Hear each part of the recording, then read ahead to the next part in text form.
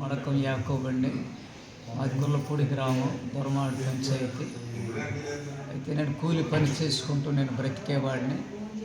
మా తాత ముత్తాతలు సంపాదించిన కొండ భూముల్లో ఎండి పొలాలు నేను ట్రాక్టర్లో తీసుకెళ్తూ ఉంటే ఫారెస్ట్ అధికారి నన్ను తీసుకెళ్ళి ఒక గదిలో కన్నాపురం రేంజర్ ఆఫీసులో గదిలో పెట్టి వాళ్ళు బూటు కాళ్ళతో తన్నడం, ఇంకా కర్రలతో కొట్టడం, కోయి జాతి ఎదవ అని తిట్టడం, వాళ్ళు ఇష్టం వచ్చినట్టు నా మీద ఎదవ అని రకరకాలుగా వాళ్ళు నోటికి ఎలా వస్తే అలా తిట్టి నన్ను కొట్టి తీసుకొని వచ్చి హాస్పిటల్లో పెట్టేశారు.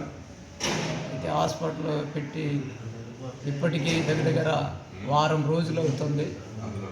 అందరూ అధికారులు వస్తున్నారు, న్యూస్ వాళ్ళు వస్తున్నారు, ఎమ్మెల్యే వచ్చాడు, కానీ నాకు సరైన న్యాయం వాళ్ళు చేయలేదు.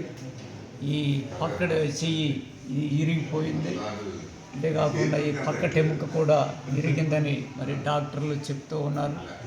కాబట్టి నాకు సరైన న్యాయం చేయాలని నేను ప్రభుత్వం వారిని కోరుకుంటున్నాను. అంతేకాకుండా నన్ను కొట్టిన వాళ్ళను సబ్ డిఎఫ్ వెంకట సుబ్బయ్యని రేంజర్ శివమూర్తిని వాళ్ళిద్దరిని అరెస్ట్ చేయాలని నేను మనవి చేస్తూ ఉన్నాను.